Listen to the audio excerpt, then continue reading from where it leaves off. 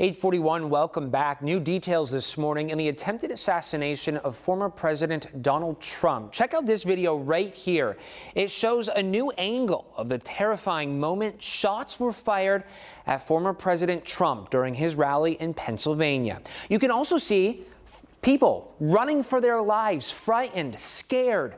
Just days before this shooting, the gunman, Thomas Crooks, was on the internet, according to investigators, searching for information about the assassination of President Kennedy.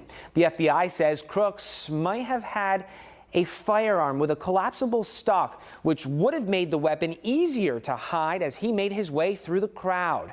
Joining us live this morning to talk about what goes on inside the mind of an assassin is Dr. Frieda Birnbaum, research psychologist and psychotherapist. Dr. Birnbaum, thank you so much for your time this morning. We do appreciate it. Thank you. Thank you. As always, my pleasure. Thank you. So talk to us from your expertise, from where you're standing. How did the accused gunman, Thomas Crooks, fit into the profile of an assassin?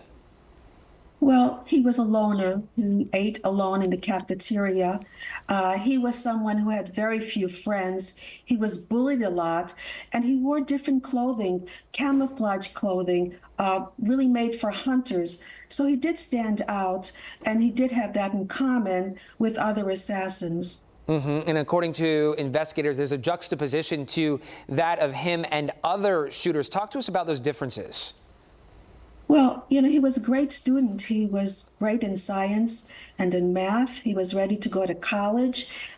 He was working as an aide for a dietary nutritionist. And he liked to play video games, chess. He was studying coding as well.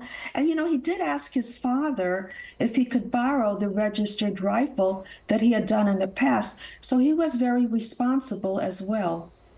What motivates assassins to kill? They have a very low ego. They're very, very low in their self-esteem.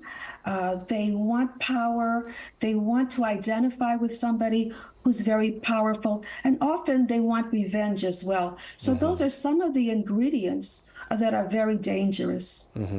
Dr. Birnbaum, politics aside here, this is extremely disturbing. It's tough to watch, to see these images coming out of Pennsylvania from that day.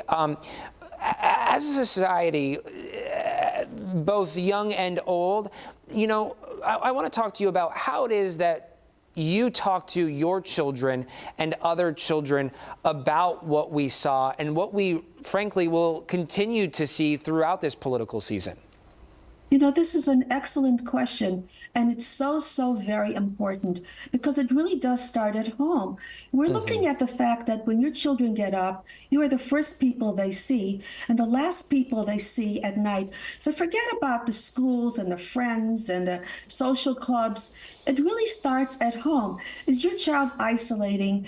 Is he quiet or she? Do they seem depressed in any way? It's your job as a parent to really investigate this and stop blaming it on everybody else. It's your responsibility. And by the way, research has shown that it's the fathers who really have the most effect on the children. So the fathers really have to take more responsibility, or your child's going to go to therapy and start blaming you, not their mother, which is a refreshing thing for a lot of women. But that's really where it does start. So that's an excellent question. We really have to step up and see what is going on with our children and stop blaming it on everybody else.